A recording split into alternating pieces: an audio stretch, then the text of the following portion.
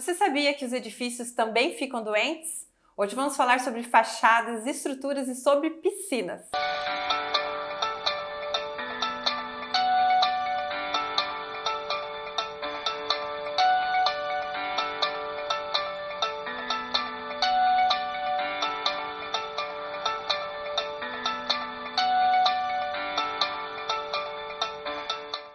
Olá, hoje vamos falar sobre fachadas, sobre estruturas, sobre piscinas, assunto de engenharia aí. Nosso convidado hoje é o Robson Seifert Rambo. Muito obrigada, engenheiro civil, patologista. É isso, Robson? Isso mesmo. Primeiro vamos falar o que é patologia. Bom, patologia vem do grego, significa basicamente doença. E a gente estuda as manifestações patológicas nos condomínios, nas fachadas ou dentro da engenharia civil como um todo. Então, a manifestação patológica, e a minha formação é especialista em engenharia diagnóstica, então o que me dá o título de patologista. A gente vai querer saber um pouco mais sobre ensaios, laudos, mas lembrando que a gente está falando de Balneário Camboriú, que é uma das cidades mais verticalizadas do Brasil, e a gente também está falando de uma região litorânea, então também é delicado algumas questões quando a gente fala de fachadas. Também estou curiosa aqui para saber das pastilhas, se é bom, se não é, mas vamos começar pelo processo, que seria da engenharia, né? Certo. Quando que é recomendável fazer essa remoção no caso dos rebocos e do revestimento, troca do revestimento? Bom, isso é uma análise que vai precisar ter todo um diagnóstico, um ensaio e uma vistoria para formar esse diagnóstico conclusivo. Então, basicamente, a gente vai fazer uma vistoria em primeiro lugar, a gente vai constatar os problemas, vai fazer uma série de ensaios e testes para que a gente consiga constatar o que está acontecendo nessa fachada. Se é um caso de uma remoção generalizada do revestimento ou se a gente conseguiria fazer alguns reparos pontuais nessa fachada. Assim como na medicina, né, são os raios-x, é uma questão bem delicada, né, porque para o engenheiro apontar, às vezes precisa para um laboratório, fazer os testes, é esse processo aí que você faz no início, é isso, né? Isso, não é só uma inspeção visual, a gente vai, primeiramente, a inspeção visual, a gente pode usar até câmeras térmicas para identificar possíveis pontos de infiltração ou vazios nessa fachada, se for um caso de uma fachada pastilhada. A partir daí a gente vai fazer um ensaio percussivo, que é o bate-choco, né, o famoso martelinho. A partir daí a gente vai mapear, a gente vai mensurar essa área toda para verificar mais ou menos qual que é a proporção de problema que está tendo de desplacamento dessa fachada. E a partir daí a gente vai fazer também um ensaio de arrancamento, para a gente entender aonde que está acontecendo essa falha de aderência, né? Principalmente a aderência que ocorre os desprendimentos nas fachadas. Então a gente vai entender se é só no reboco, se é superficial ou não, se é na camada de chapisco ou se é lá atrás até na estrutura de concreto. Quando a gente tem esse diagnóstico, a gente pode dar o prognóstico, que seria o quê? Se nada for feito, o que pode ocorrer? Se a gente vai conseguir fazer a recuperação pontual ou total. Muitas vezes o reboco está totalmente degradado, poroso, sem desempenho nenhum. Aí, nesse caso, recomenda-se, então, uma remoção total do revestimento. E nesse caso, eu até lembrei agora você falando de um condomínio que achava que ia ser pontual e, na verdade, toda a fachada do prédio assim, isso ajuda muito na questão do planejamento financeiro também do síndico, né? E no caso, assim, quando faz o mapeamento, é uma dúvida que eu tenho, assim, se puder explorar mais em questão da tecnologia. Porque às vezes a gente vê o prédio inteiro, assim, coisa mais feia, pra falar a verdade, cheio de X e tal. Hoje tem recursos para não ter que o prédio ficar assim. Às vezes porque demora muito para começar uma obra, né? Sim. Hoje a gente pode adotar tecnologias que uso de fita, né? Ao invés de fazer toda a marcação pintada, muitos condomínios optam pelo mapeamento digital, que a gente chama. Então vai descer o operador na cadeirinha ou por alpinismo, vai fazer a marcação com fitas, depois disso a gente vai fazer um levantamento, vai passar isso para o programa, para o software, a gente vai desenhar todas essas marcações e a partir dali a gente vai ter a mensuração do problema na fachada. Após a conclusão desses ensaios, dessa parte da marcação, a gente vai lá e remove as fitas. Fica salvo no digital, fica salvo no programa e a partir dali a gente pode mensurar, calcular tudo, montar uma planilha para partir para os orçamentos. Para entender, daí, no caso, o mapeamento é a primeira etapa. Depois disso, a gente pode recomendar o ensaio de teste de arrancamento para a gente realmente entender se é superficial ou não, se é mais aprofundado, para a gente realmente ver qual que vai ser o prognóstico de terapia dessa fachada, né? Se vai ser uma remoção, se vai ser pontual, se vai ser feito algum outro tipo de revestimento por cima, né? Que são as outras tecnologias que a gente pode falar mais à frente, que são os revestimentos não aderidos, né? Vamos falar também sobre essas tecnologias novas que estão vindo por aí. Mas assim, quando fala de pastilha, às vezes até arrepia. Por que tem tantos problemas em relação às pastilhas? Bom, a gente tem um certo preconceito, um certo ataque, porque está gerando até um certo trauma para os síndicos, principalmente para os próprios moradores que sofrem com chamadas de capitais enormes para fazer a recuperação dessa fachada.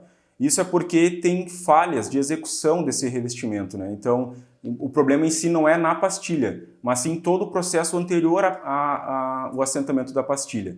Então, desde lá da preparação da estrutura para receber o chapisco, depois a execução do chapisco em si, a execução do reboco, os tempos de cura, a escolha correta dos materiais, a gente até abordou isso recentemente num artigo, né? Foi escrito até para o Condominte.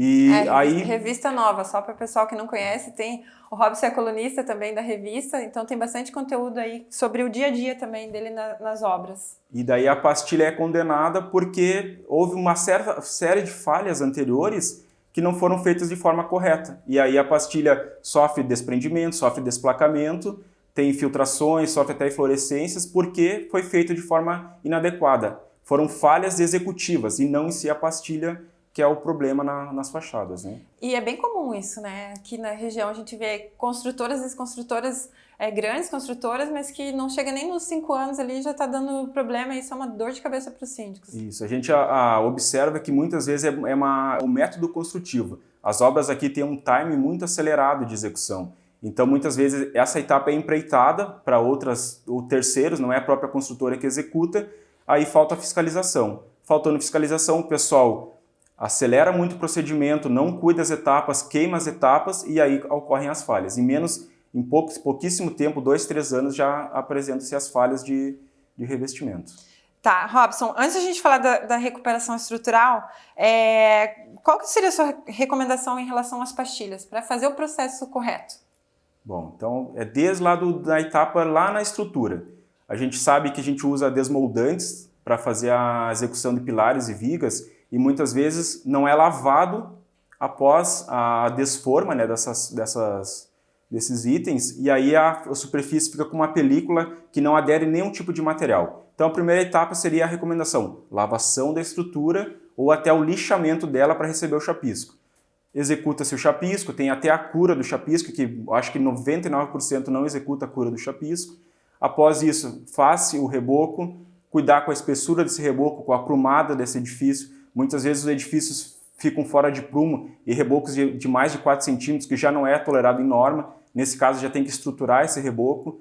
Aí faz o reboco também, tem um tempo de cura dele, que é cerca de 28 dias. Muitas vezes também não é respeitado esse processo de cura.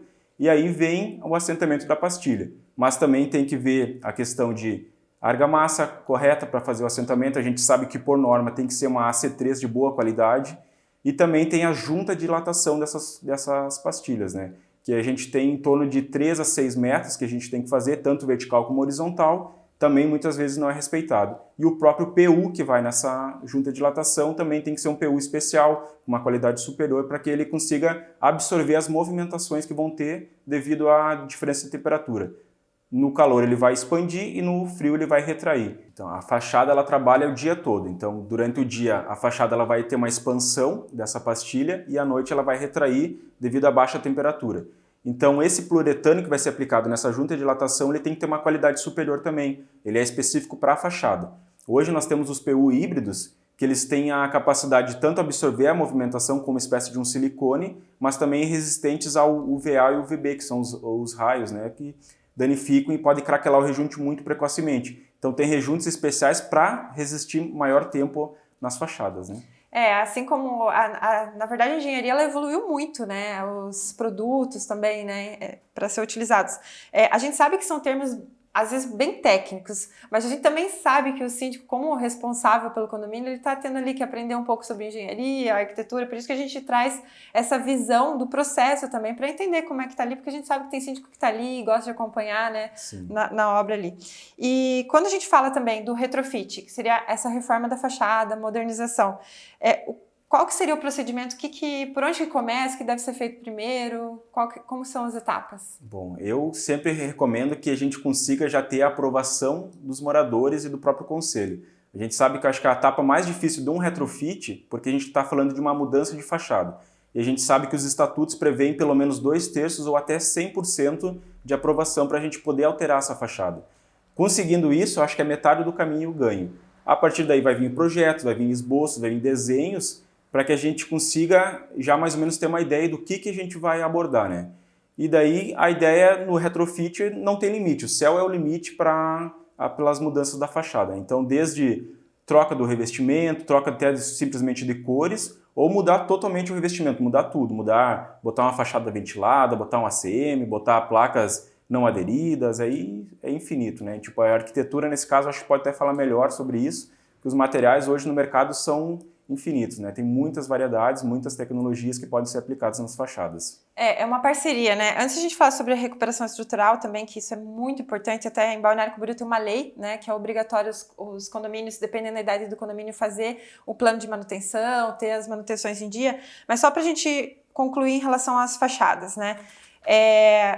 Fachada ventilada, o Robson citou aqui também, é uma tendência, vocês também na engenharia estão defendendo ali, porque a gente sabe às vezes assim, mas é tão mais caro, mas ao mesmo tempo começa a colocar ali na ponta do lápis e acaba verificando que às vezes não é bem assim e traz toda uma eficiência para o condomínio. Existe algum caso assim que você vê que consegue colocar a fachada ventilada paralela a alguma outra situação que não estava bem colocada, alguma situação assim? Sim, hoje a gente tem tecnologias que conseguem, ao invés de fazer uma grande manutenção na fachada, uma grande reforma, uma remoção de revestimento total, tem tecnologias que a gente consegue um insert metálico que você vai chumbar na estrutura da sua fachada, ao invés de fazer toda a remoção de pastilha, de reboco. Esse insert metálico ele tem um poder de suporte tão grande, tão bom, que a gente vai conseguir inserir ele, vai deixar a fachada que está com o seu problema ali de desprendimento de material, ele vai conseguir segurar isso, vai dar a segurança e você vai ter uma obra mais rápida, mais eficiente, moderna e vai trazer valorização, que eu acho que é o principal ponto, né, para os condomínios, né? Hoje a gente está tendo todo o alargamento da faixa de areia na Avenida Atlântica e os prédios estão preocupados com a modernização, com a valorização do seu imóvel também. Todos os imóveis, no geral, estão valorizando. Então uma fachada bonita, bem executada, com uma manutenção em dia, com certeza vai trazer valor para o seu condomínio. E explorar os produtos também, né? Porque quando a gente fala de fachada ventilada, colocar porcelanatos grandes, ACM, jardim vertical, e dá para trabalhar com a arquitetura e a engenharia em parceria aí para ter os condomínios mais eficientes e mais seguros também, com né? certeza. E aqui a gente está falando também de alguns edifícios mais antigos. Qual que seria, assim, o que você vê dos principais problemas? Cada condomínio é um condomínio, né? Cada idade é um procedimento. Como que está teu panorama em relação a isso? A qualidade está sendo vista? Os síndicos estão fazendo as reformas? Como é que está isso? Bom, até comento assim que nós temos muitos edifícios das décadas de 60 e 70 aqui em Balneário Camboriú. Balneário Camboriú acho que tem 53 anos, 54, fez agora, né? Então tem muitos condomínios dessa época, de 60, 70, década de 50. Não tinha nem norma de desempenho ainda para ajudar. Não tinha nada disso. Então o que significa isso? Esses condomínios da década de 70, hoje eles estão completando 50 anos. O que significa isso? Fim da vida útil de projeto da estrutura. Então as estruturas naquela época eram projetadas para ter uma durabilidade de até 50 anos. E hoje elas estão chegando ao fim dessa vida útil. Mas não significa que o prédio vai cair em virtude disso, né? Mas aí o que acontece? Todos esses condomínios têm todo um histórico de manutenções, bem feitas ou não, e até de reforma dentro das unidades. Essa é uma preocupação. Por isso que o síndico tem que estar atento a essas reformas, porque muitas vezes pode mudar a estrutura, pode trazer muito carregamento para esses edifícios, que já estão com uma vida útil no final, a estrutura já está sobrecarregada, e muitas vezes vai começar a gerar problemas de deformação, problemas de fissuras, de trincas, de recalque, porque não teve uma manutenção correta durante toda a sua vida de existência. Então aí tem que ser feito um laudo com mais critério, identificar essa edificação para que a gente consiga prolongar ainda mais a vida útil desse edifício. Essa é a preocupação, é o fim da vida útil de projeto dessas estruturas da década de 70 e 60 que estão chegando hoje em 2020, 2021 e estão no final, né? Como é que a gente vai tratar desses condomínios? Vai gerar uma manutenção maior ou não? Isso tudo depende da gestão, uma boa gestão de manutenção do próprio síndico, né? Robson, e assim, até uma fissura às vezes tem que se preocupar, não no sentido estrutural, mas assim, a gente sabe que a água ela vai procurando o caminho, né? Sim. E o ar também. E tem que se preocupar às vezes com uma fissura no sentido de não, que nem diz, vai crescendo o problema, né? Isso. As fissuras, vamos dizer assim, elas são até amigas do engenheiro, a gente costuma brincar, porque a estrutura ela sempre dá sinais. E aí cabe você saber ler esses sinais. Então, se tem uma fissura num determinado ambiente, numa parede ou num pilar, numa viga, ele está avisando, tem algo acontecendo aqui, olhe para mim. E aí a gente vai atrás dela, vai entender, essa é uma fissura superficial apenas ou uma fissura estrutural? Está tendo algum problema de estrutura? Aí tudo isso é uma investigação, não tem receita pronta para a gente constatar isso. E cada fissura é uma fissura e tem vários tamanhos, vários trinca, daí pode aumentar. São vários os problemas que podem ocorrer relacionados a uma simples fissura. É por isso que a gente citou aqui que os edifícios têm que ser vistos como uma vida mesmo, né?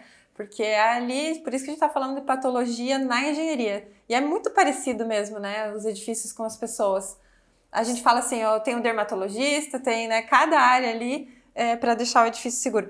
E, Robson, e quando a gente fala também sobre produtos, quando eu falei ali, a engenharia evoluiu, tem na questão das manutenções, preservação das fachadas, alguns produtos mais indicados? Sim, hoje no mercado possuem nanotecnologias, que são produtos que são capazes de blindar essa fachada até contra pichações.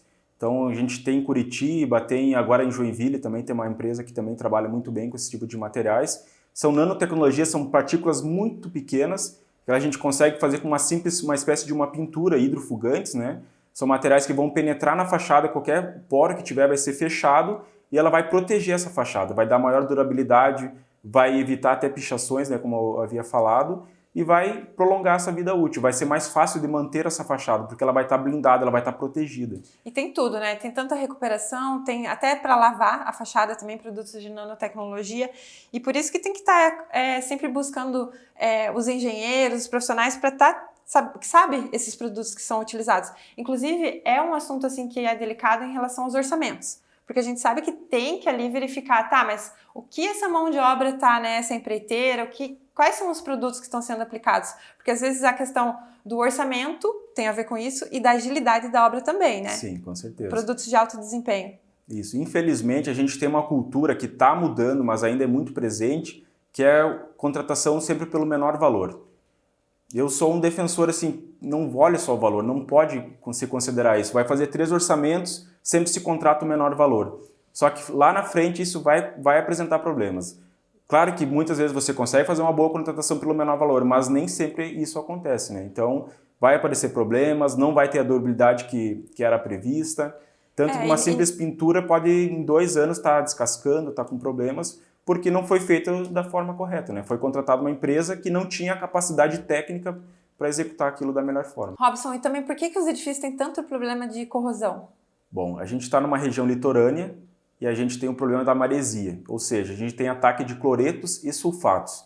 A gente tem uma classe de agressividade entre 3 e 4, né, segundo a norma de NBR de concreto. Então o que acontece? A gente tem que proteger a nossa armadura, nosso aço, porque ela vai sofrer corrosão, ela vai oxidar, e essa oxidação, essa corrosão, ela gera uma expansão, e isso que é o perigo. Tanto que ela vai perder seção, essa armadura ela vai acabar se degradando, e o principal ponto que a gente comenta... O ferro ficando mais fino. Isso, só que antes de acontecer esse fenômeno, ele expande. E se for numa fachada que tem uma estrutura ou de revestimento aderido, de pastilha, ou um simples reboco, essa expansão é tão forte que ela expulsa o concreto, expulsa o reboco, e pode gerar um desprendimento volumétrico de material. Essa é a grande preocupação que nós temos. Tá, então teria o ferro, daí tem a espessura que é o mínimo que teria para cobrir o ferro, é isso que tem que ficar atento também, né? E ficar atento também como proceder, porque não é simplesmente assim, às vezes quer fazer tudo de uma vez. Não, às vezes cada pilar tem que ter ser feito de uma vez, tem todo esse cuidado que tem que ter na engenharia, né? Para a recuperação estrutural, realmente é um serviço especializado, técnico, que não pode ser feito por qualquer pessoa, né? Muitas vezes a gente vê que o pessoal, tem uma corrosão ali, vai lá o pintor lá que estava trabalhando no prédio, quer resolver, compra um material lá que é um fundo preparador de portão, tem TF7 da vida. Aí, né? A tal da maquiagem, a tal da maquiagem. Existe um material adequado para cada situação. E o TF7, que é o comum que o pessoal utiliza, é para fazer uma remoção para um portão, para fazer uma pintura de um portão, e não tratar uma estrutura de concreto armado, né? Então, fazendo isso, vai maquiar o problema, vai esconder e futuramente ele vai aparecer maior do que ele já estava. E aí, Então, qual esse é o que problema. seria a gravidade do problema de corrosão? Primeiro, a perda de seção e também, como havia falado antes, a questão da expansão que ele gera, né? Ele vai perder a seção, mas antes disso ele expande. Há um fenômeno químico, né, que acontece na barra, ela expande, ela é tão forte que ela vai expulsar o concreto, vai expulsar até o reboco. Então, É aí que às vezes cai pastilha. isso, daí né? tem os desprendimentos volumétricos nas fachadas, né, que isso pode gerar acidentes fatais, né? É complicado isso aí, tem que ficar atento. Outras situações também que a gente vê, antes de a gente falar das piscinas, que eu sei que os síndicos também querem saber, eu vejo assim, bastante dúvida em relação à piscina e tudo mais, né? As manchas, aquelas manchas brancas, que é bem difícil de remover, inclusive, né? E principalmente nas pastilhas e próximo das piscinas também. Bom, a gente está falando das eflorescências. As eflorescências nada mais é do que um sal. É o sal que foi expulso do concreto, né? Isso também mais na nossa região ou no geral também? Não, isso pode acontecer em qualquer local, mas principalmente regiões úmidas ou quentes, né? E onde tiver mais infiltrações. O que acontece? O sal do concreto, o hidróxido de cálcio, basicamente, ele é lixiviado, ele é expulso do concreto. Tem muita presença de água, ele entra lá dentro e vai achar um caminho. Quando ele acha esse caminho, ele vai se depositar ali fora, no ambiente, onde for, no próprio rejunte, na pastilha ou até no teto, dependendo onde for. E daí esse hidróxido de cálcio está sendo expulso do concreto, ele vai formar o depósito de sal, que é a eflorescência. E essa eflorescência é muito difícil de remover. Então tem que ter um produto especial anti-sal, anti-sais, né, que a gente tem no mercado hoje já específico para esse tipo de situação. E agora sobre as piscinas. Rejunte de piscina, né? Que normalmente esfarela ou é recomendado usar epox. Eu já estou fazendo umas perguntas a mais aqui, como trabalho na área da arquitetura também. Porque às vezes tem a questão de amarelar, né? Mas a gente sabe também que a gente trabalha, indica às vezes, por exemplo, num retrofit de piscina, o próprio fabricante buscar trabalhar sempre com revestimentos de qualidade, né? E eles têm as recomendações técnicas, mas você pode passar um pouquinho em relação aos rejuntes de piscina? Bom, a questão do esfarelamento que você comentou ali. O cuidado da piscina pode ser o que está causando esse tipo de situação. O cuidado da piscina não é só cuidar o pH e o cloro da água. Nós temos a dureza cáustica.